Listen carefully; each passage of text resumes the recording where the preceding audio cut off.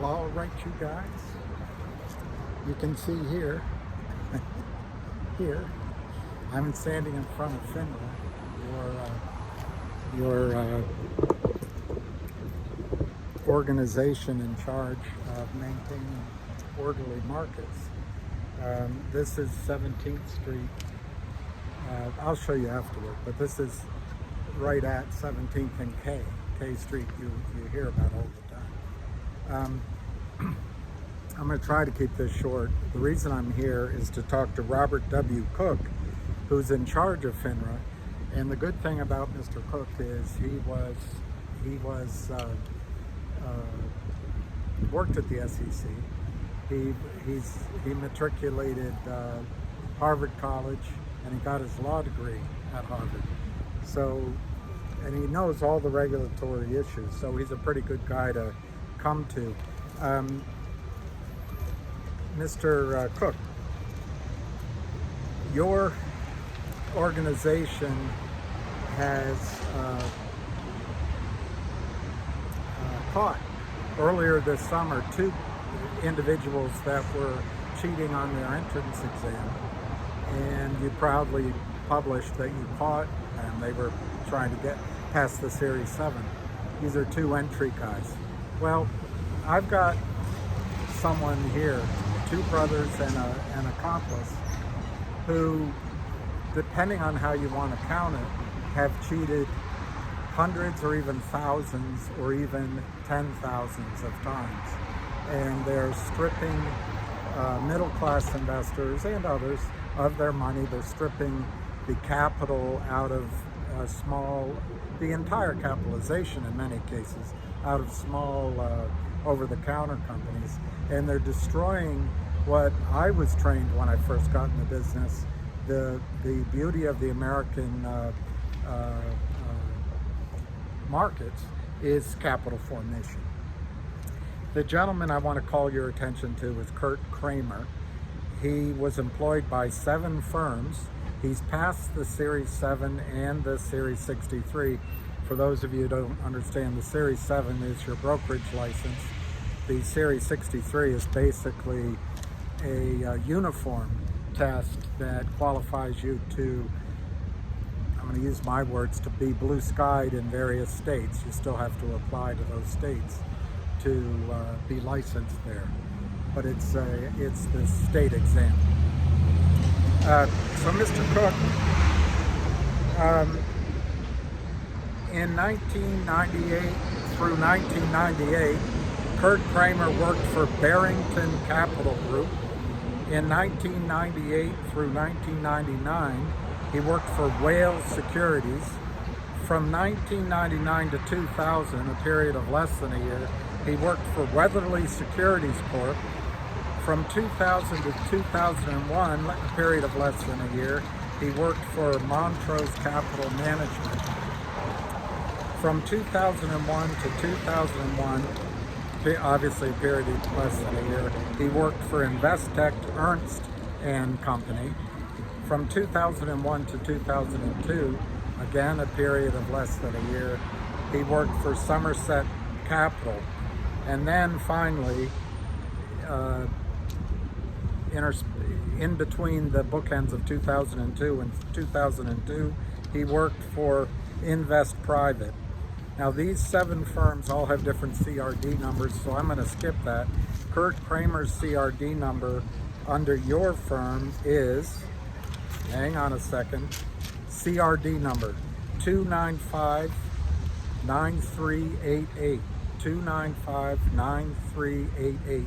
That's Curt, C-U-R-T, Kramer, K-R-A-M-E-R.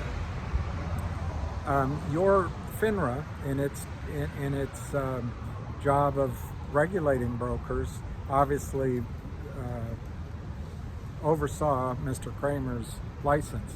He's no longer licensed, no longer has a license to deal in securities. But on your record, there is an SEC cease and desist case. It is the SEC Administrative Release 3310239, and it's dated October 27th, 2016. they signed a basically admission that they didn't do anything, and the SEC says they don't do anything. So they had to pay a fine of $100K, regurgitate $500,000 in illegal profits, and then pay a penalty of $50K. At that time, Mr. Kramer was using his LLC, Hope Capital. But anyway, the allegation there was that he had sold over 113 million shares without being licensed or being a registered securities dealer. I'm going to leave the names out because I want you to focus on one stock. I'm here to ask you, Mr. Cook, to look into GTII. GTII. Now, the Kramers, he and his brother Seth, and a sidekick, Carlos Mayo, work out of Great Neck, New York. And by some allegations, they have destroyed 400 firms by issuing, sorry, my voice is up because it was so loud, now it's quiet, but by issuing 400 toxic notes, which I don't think those are legal, and you may have your own opinion, but basically these are death spiral notes, which for a small amount of money, the Kramers are able to basically dictate the issuance of hundreds of millions, if not billions of shares in each of these companies without a prospectus, without registering with the SEC, without making any public disclosures, without a use of proceeds, and they just take that money and they buy things for themselves. And I think they have some investors that they reward. So GTII, Mr. Cook, is different. The company entered into one of these agreements, but it has an intelligent CEO who caught on fairly quickly to what the design of these disastrous death spiral notes are. They have a poisonous formula in there to just destroy companies. I mean, as an example of one, I'm not going to give you the name, but they had a 65% discount to the market price of any one day in the previous 10 days when they exercised their right for shares. It's just a disaster. But the difference with GTII, Mr. Cook, is that the company bought back the note, and the note was issued in November of 2020. The buyback was in January or February of 2021. It was within the 6-month window. They had to, the company GTII had to pay a penalty to buy it back, but they bought it back. This obviated or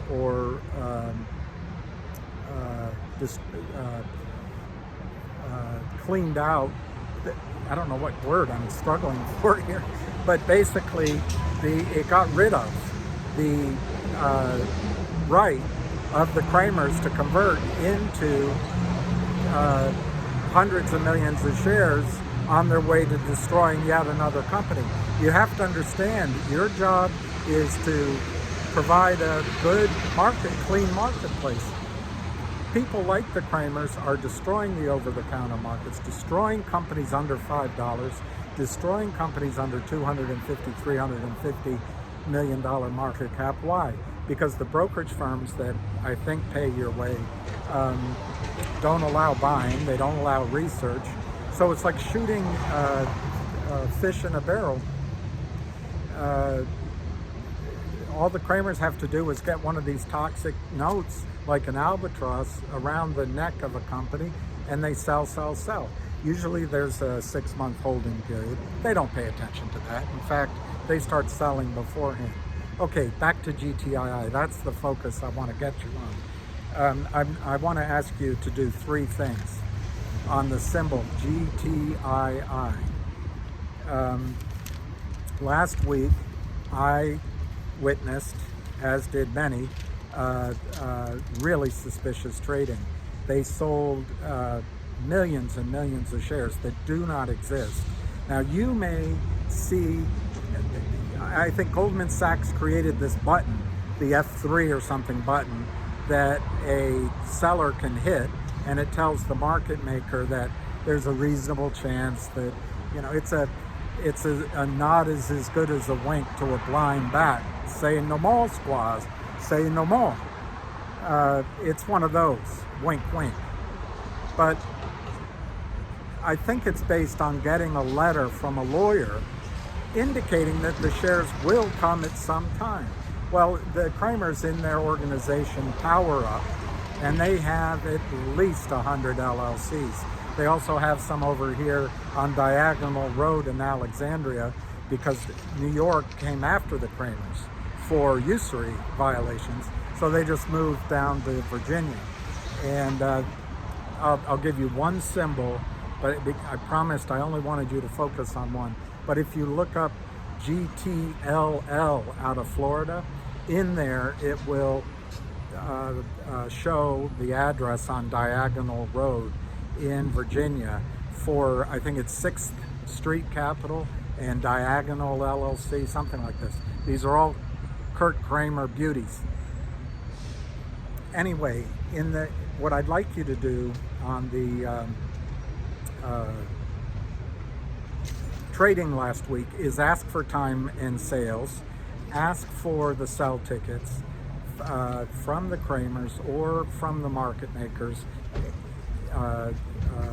which Friday will be an example. They crossed 700,000 shares after the close, up 15 cents.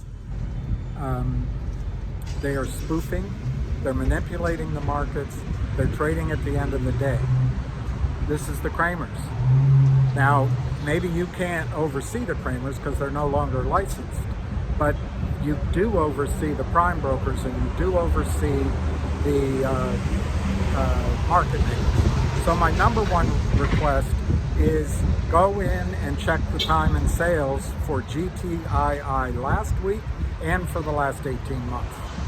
My second request is put out a notice to the prime brokers and to the market makers. They're all the bottom of the barrel market makers, but there's about a dozen of them, notifying them that there are no shares for sale in GTII.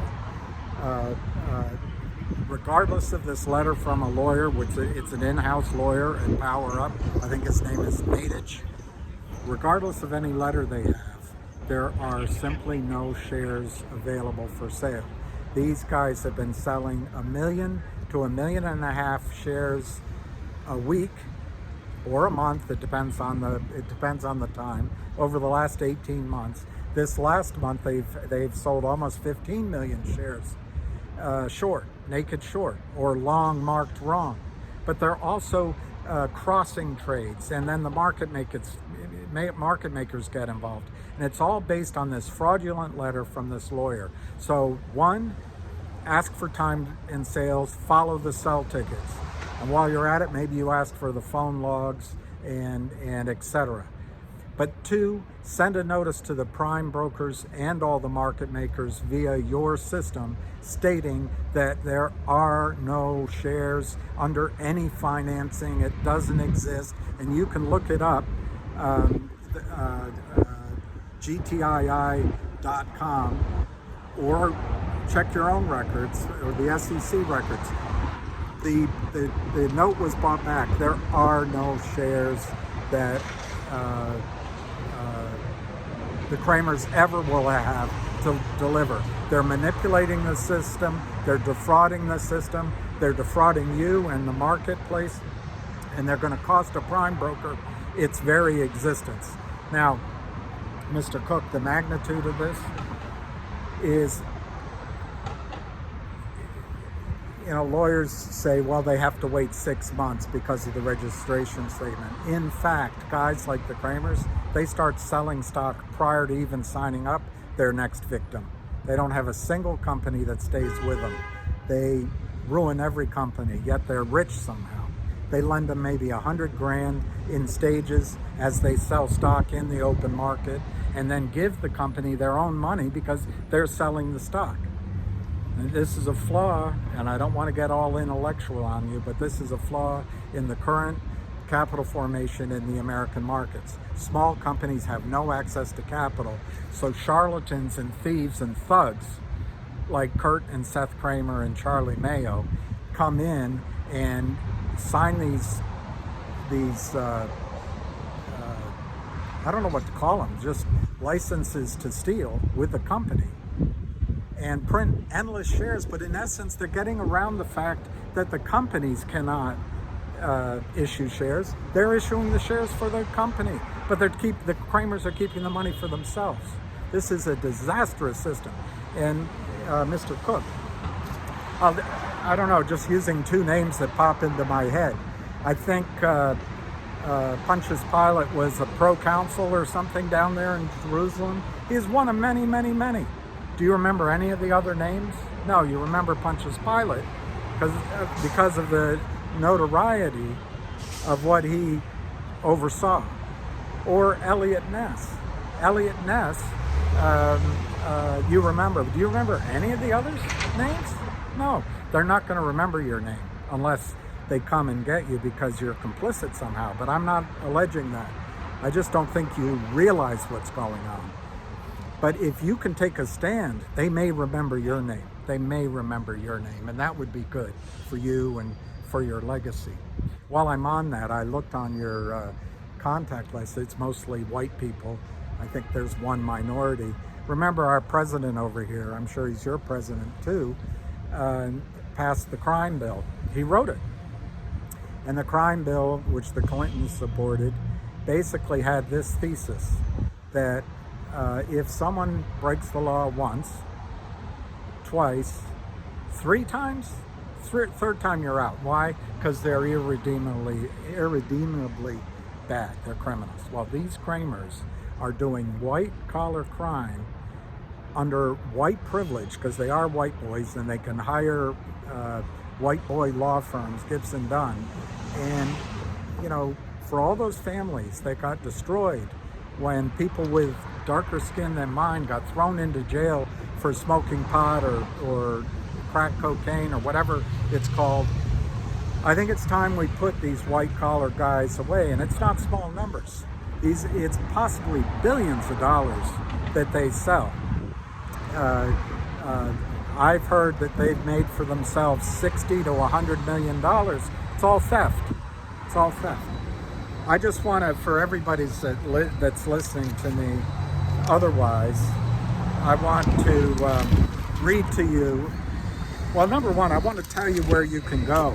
You can go to FINRA.org, FINRA.org, and I think you can report on GTII either under the seniors complaint line, the investors complaint line, put it in your own words. But FINRA has the ability to count the tickets, to stop the selling, the naked short selling, the counterfeit short selling, the phantom share short selling in GTII simply by issuing a edict to all the prime brokers. So that my final request, I said to you, Mr. Cook, that I had three, I think. My final request is, could you let us know who the prime broker is for Curt and Seth Kramer? We'll go talk to them, protect them, if you won't. So the longs. This is what FINRA stands for. And when you go to their website, FINRA.org, you'll see this. FINRA provides confidence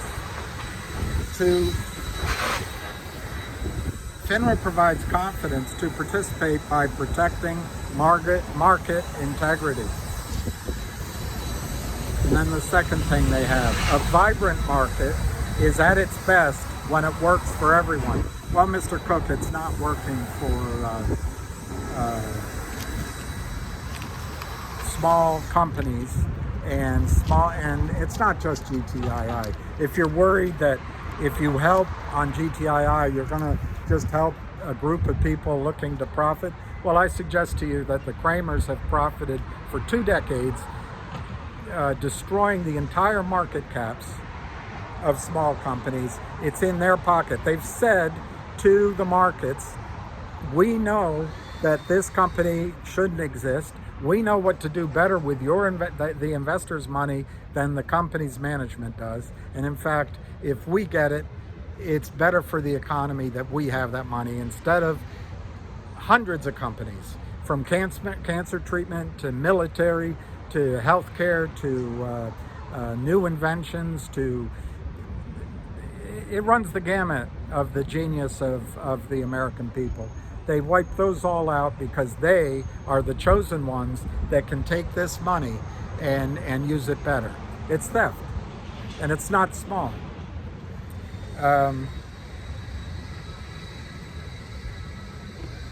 So, Mr. Cook, I just want to finish on it. The GTI is a cartoon case. There's one short seller, the Kramers.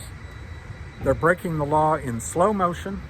They've walked into the bank ringing the bell as they go in. They've brought the TV cameras with them, and they are not wearing any masks.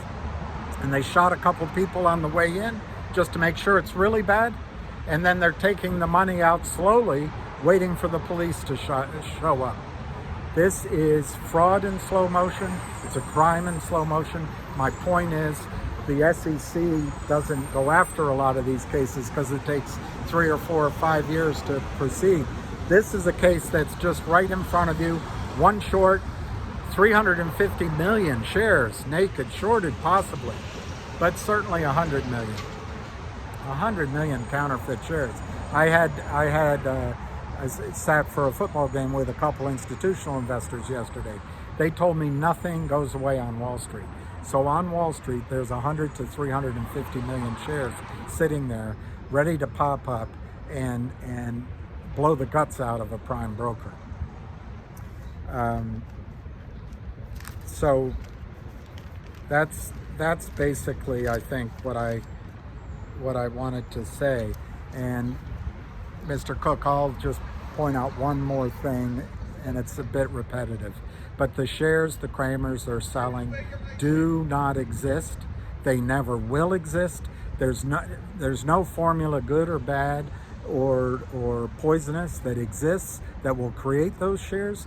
They are printing shares out of thin air. It would be like me last week. This past week they sold 10 million shares. It'd be like me coming to Morgan Stanley right over around the corner here and asking to buy 10 million shares and say, hey, I don't have the cash right now. I'll bring it in. How many days? Take 35 days. And when the 35th day comes up, move the trade over to Merrill Lynch, which is right over here behind you. So, Mr. Cook, I appreciate if you did listen to this. I do appreciate it. And longs, I meant this to be shorter, but this, don't be FUD out of this trade. You're into the trade. The shares have to be bought back. And I think we're on the cusp of it. If these guys do their job, FINRA. See, it's FINRA. If they do their job, we're going to make some money. All right. As usual, the tape is longer than I thought it would be. Thank you for listening. I wish everybody all the best, and fingers crossed that we're close to the end of this. Cheers.